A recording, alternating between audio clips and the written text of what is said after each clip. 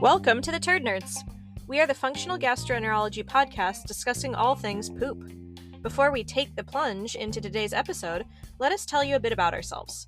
I'm Dr. Rebecca Sand, a naturopathic physician and acupuncturist, and I specialize in all things gastroenterology, hormones, and fertility. I'm Dr. Ami Kapadia, and I'm a medical doctor trained in family medicine and functional medicine with a special interest in gastrointestinal health, food and environmental allergies, and autoimmune disease. And I'm Dr. Ilana Gurevich, a naturopathic physician and acupuncturist who is board certified in naturopathic gastroenterology. I specialize in inflammatory bowel disease, IBS, and other functional digestive disorders. Let's jump into today's episode.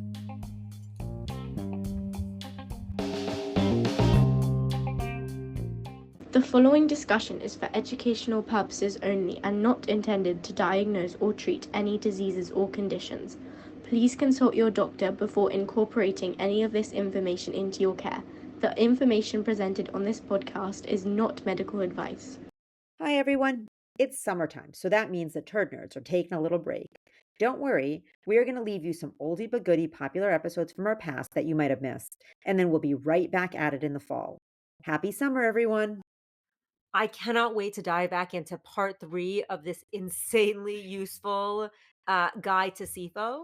So when we left off, we talked about some of the broad spectrum herbs that we use. Let's just dive right back in and let's keep going with herbs. Okay, so we talked about neem, coptis, noni, olive leaf, and there's a few more we wanted to mention. We mentioned candidaThe, which is a blend, and then candidaClear4, or now called Clear4. Both of you have had significant So success this is with. my favorite SIFO packet. It's like a tablet and 3 capsules.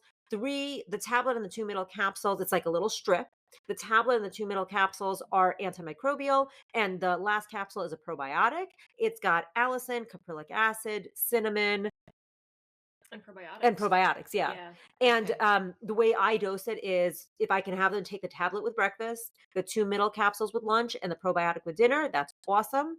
If not, then they take the tablet and the 2 middle capsules or the antimicrobials with breakfast, the probiotic away from it. But I feel like when Clear4 goes on back order, I get in trouble.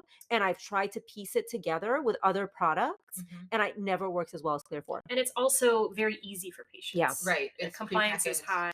And then oil of oregano, which again for me falls into that same category of it's very broad spectrum, it's very strong. My mentors didn't like using it. They thought it was causing worse degradation of the microbiome than a lot of the other botanicals we've used. But I know a lot of my colleagues and you may also find it helpful. It is one of those ones that I try, or oil of oregano is usually in my rotation because it's so broad spectrum. And so I use it. What do you think? I just find a lot of my patients don't tolerate it well. It causes heartburn, it causes abdominal pain, and the taste is so strong. People just won't take it. Is it brand dependent? Like, do some manufacturers make better products? I think there are some that are more enteric coated, which probably helps, but a lot of them, just opening the bottle, and especially if you're taking it day after day for weeks on end. Right. Okay. So then the other one that I feel like we also disagree on, which is what I only like to talk about disagreements when we're recording, because I feel like that's where like the meat of this podcast is. The other one that we disagree on is allicin, or in particular AliMed or AliMax. Right. I find AliMed, that's my go-to product. I actually say that AliMed is the equivalent of liquid gold. The liquid I give to my kids, I give to my grandparents. It's extremely effective across the board. I use it a lot with fungus. So I'm confused about that because I have a lot of people who have methane, and then I have to go and treat SIFO after. And I already gave them the AliMed, and now I'm still dealing with the SIFO. So do you think it just wasn't long enough? Or I think that methane is a bitch. Yeah.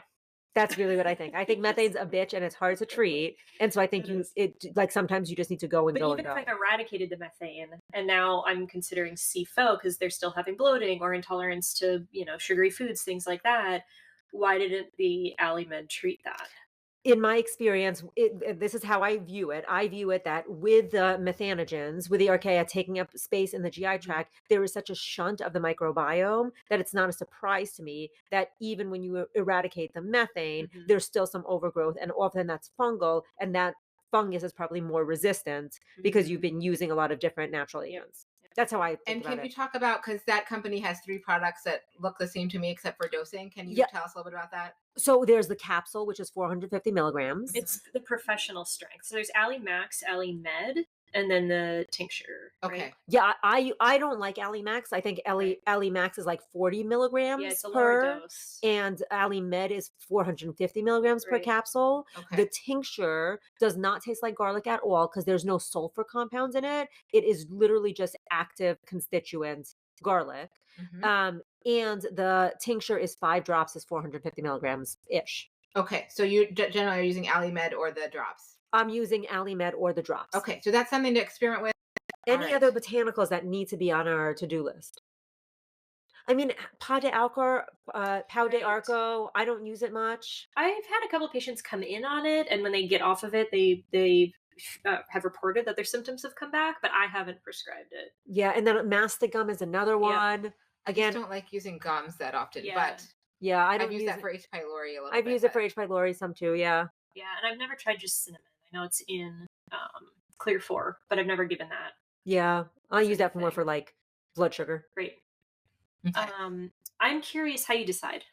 So I typically will start with SF722 or microregion. Yeah. How do you decide between pharmaceuticals? Oh, I've never gotcha. seen- So that has something to do with with personal preference and bias. I don't love the idea of using antifungal prescriptions on a broad scale if we're all going to be doing this. And so I typically almost always start with botanicals unless someone is opposed to it, or if they have mast cell activation syndrome, histamine issues, sometimes they don't tolerate any of the botanicals. So those might be those are some reasons where I sometimes will use prescriptions first. I will sometimes start with nystatin if I feel like it's hard to explain when exactly. I think it's if they've tried a lot of different things in the past and we still just aren't sure what we're treating. And we're trying to get an answer about, is this a fungal issue or some other sort of overgrowth or organism? But if I can choose, I almost always will start with an herbal. And do you ever do both? I have not tried combining both. I combine both a lot. Okay. I combine both a lot.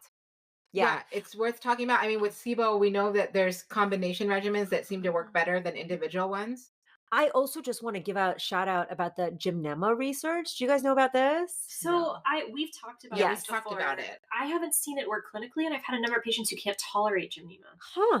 Okay, let me just back up and explain. There was an in vitro study, in vitro, not in vivo, so in a test tube, and it found that giving Gymnema prevents the fungus from budding, prevents the hyphae from budding, right? So, that's how yeast grow, is they turn into hyphae, they bud, then it goes again and again.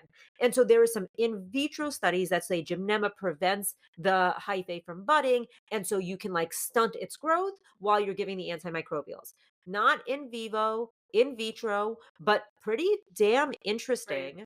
Gymnema is a nerve that we use a lot for blood sugar regulation. I think that oftentimes when people have fungal overgrowths, they are carb searching. Yeah. Because carbs, A, are delicious, and B, they feed the fungus very quickly. And so Gymnema has the potential to help with that.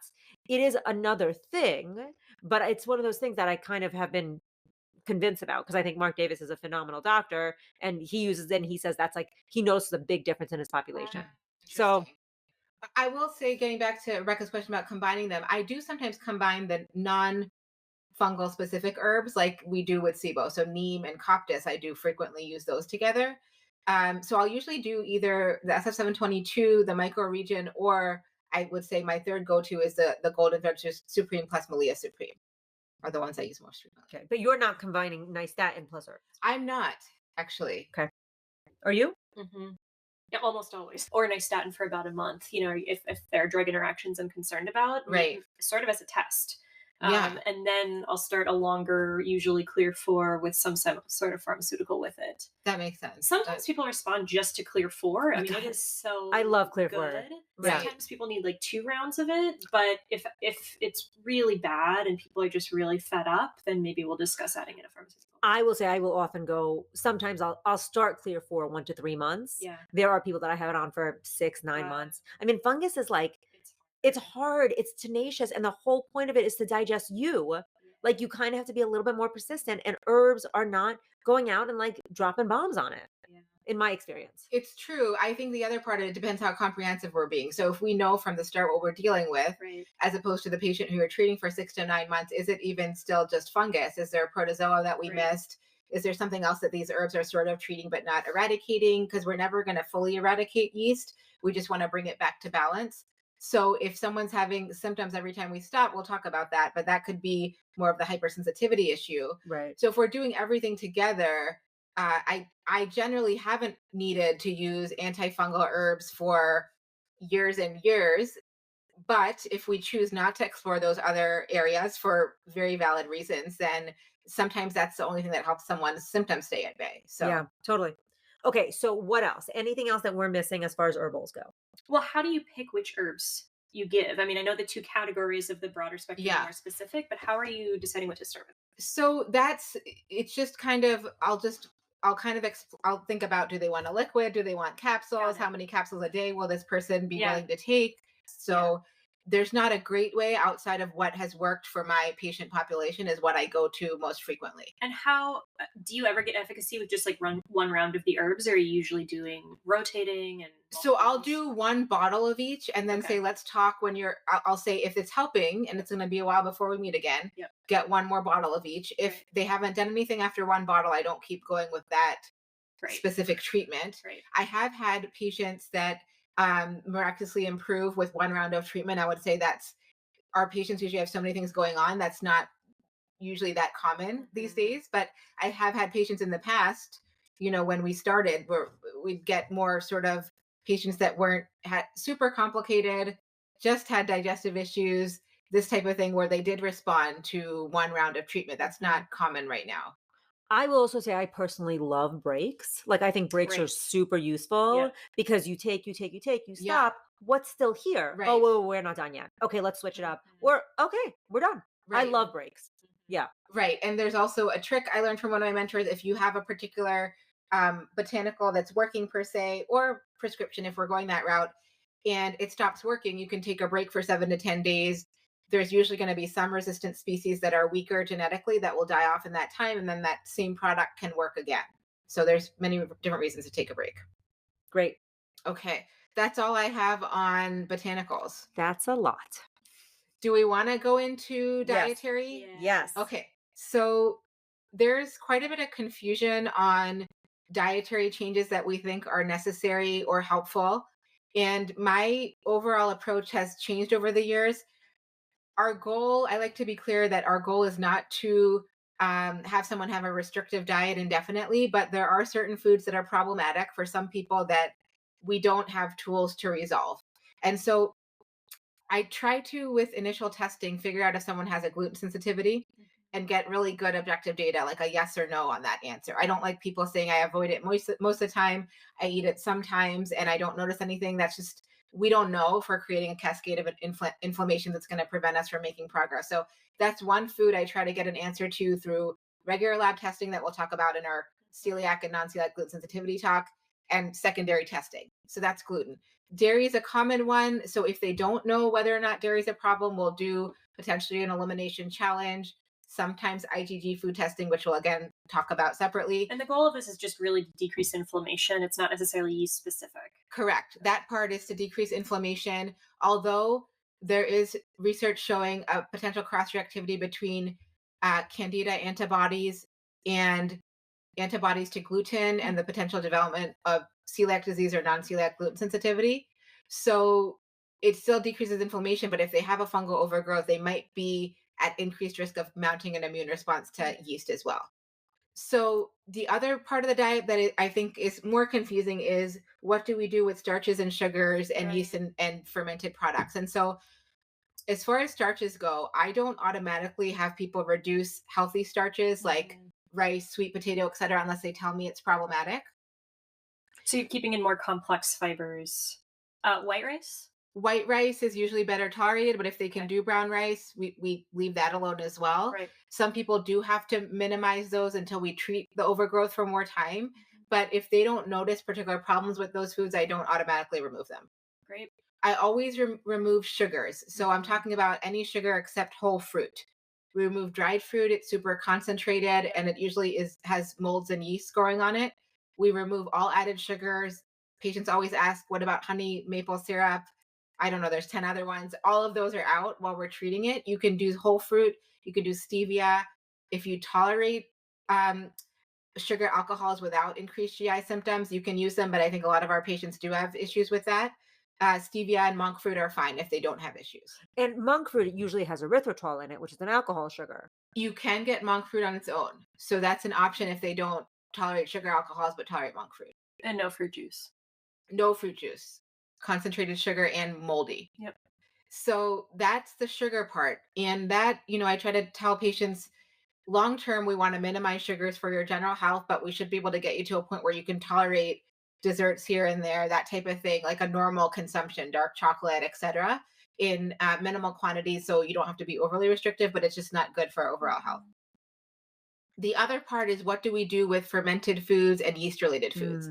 So these don't feed the fungal issue, but they could be cross reactive. So the way I explain it is, some people who have an overgrowth develop a cross sensitivity to molds and yeasts in food. And that's in things like vinegar, except for distilled vinegar, dried fruit, nutritional yeast, breads with yeast, fermented vegetables have yeast and molds. And so this is not a long-term issue for most people, but we do what we call a 5-day yeast mold elimination challenge, which is adapted from Dr. Sydney Baker's yeast information booklet from like 1980 as well, that we have on the website that we can link to. So you remove those foods for 5 days. We can include a more comprehensive list, but it's typically fermented foods, anything moldy like dried fruit, nutritional yeast, vinegar, all of these things. And then whichever of those you miss from your diet, eat a bunch, see how you feel for a couple of days. It has a significant impact for probably 50% of the people I do it with, to the extent that some people, it solves their digestive issues. And when you reintroduce the food, are you just having them full on reintroduce it, or are you doing it in a systematic way? I have them, they don't have to reintroduce all at once for the test, but whichever ones they want to eat, Yeah. a lot of people it's vinegar. I just have them eat like normal quantities for a couple of days and see how they react for up to 3 days. Those foods are also high histamines, so that could be another reason they're reacting, but they're also high in molds and yeasts. Right. If they react or they're not sure, we keep those out for the first few weeks of the treatment. And if they don't have a response at all, there's no need to remove those. You can still consume them. Mushrooms is sort of like another one in that category that if you want to be more comprehensive, you could include, but you don't need to, like, I have patients that have removed all of these healthy foods from their diet and we add them back and they were not causing any problems. So this is not an automatic that you have to remove these foods. And I assume alcohol and probably kombucha are just off the table. Those are in there as well. I tell them, if you have to have a drink, get a distilled liquor with club soda, or I forget, whichever one doesn't have sugar, club soda, I think. But don't do wines or beers. Limit alcohol in general while we're doing the treatment.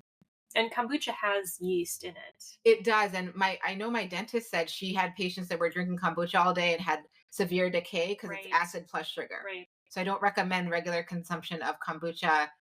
At least large quantities. At least large quantities. 16-ounce bottles every day. Yeah, probably not a good thing. Yeah. Oh, so it's not good for your bank account, but that's not my business. That's true.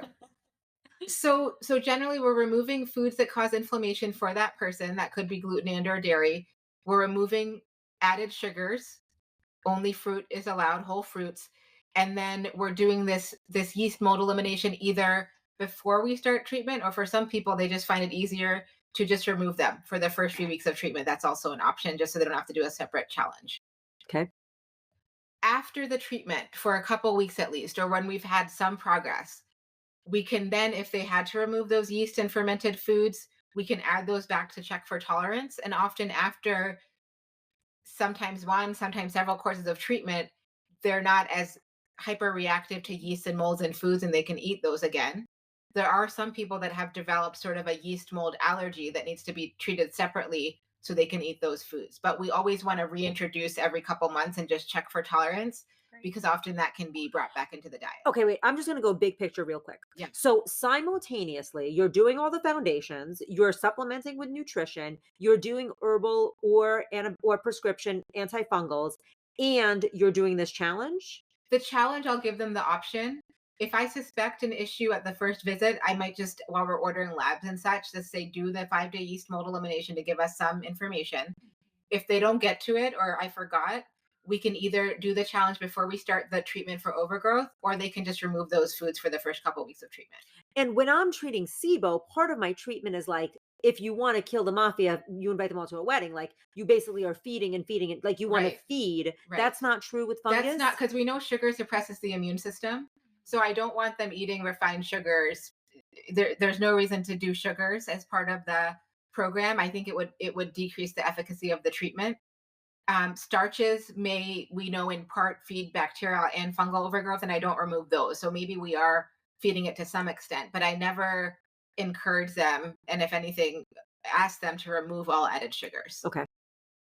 And I do think it's worth a shout out to check in with people about restrictive diets and if they're okay with that, prior to having this, because a lot of people, that is triggering, and that is not something we want to That's true. contribute to. And that's always a challenge, because we know added sugars are just not healthy for any of us Right. to any significant extent. Right. But we also want to be able to have some things. Yeah. I'm sure I eat. There's dried fruit in the granola. There's Yeah. things in there, but you just don't want to be having them in excessive quantities. Right.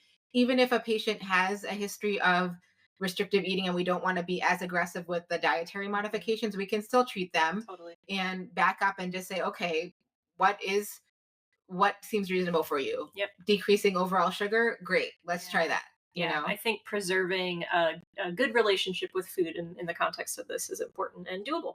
I think so. And we all have people who come in on very restrictive diets that I don't encourage, even if they're having some symptoms. Sometimes Right. I'll say, it's okay to have symptoms. Yeah. Like, just, we don't want to remove anything else. We're going to work on treating the other causes. So, questions about the dietary modification? No, aspect? that was, I feel like that was great. Yeah. Okay, great. That is it for that part. Okay, let's move on to the next part. What's the next part? All right, what is the next part? Okay, so the next part is whether we want to consider motility agents or adjunct medications if we're sort of getting stuck and someone's having relapses and we want to prevent recurrence, sort of like we do with SIBO. And so again, I haven't found research for this, but I recommend some of the same tips we use for SIBO, such as spacing meals, avoiding late night eating, an overnight 12-hour fast if possible, and working on sort of the cephalic phase of digestion, like trying to eat in a calm manner, taking a few deep breaths before eating, and working on the parasympathetic response. So when are you bringing this on board? That's a good question. I probably forget to bring it on board in the beginning. I think I usually think about it if someone's not making progress. Yeah.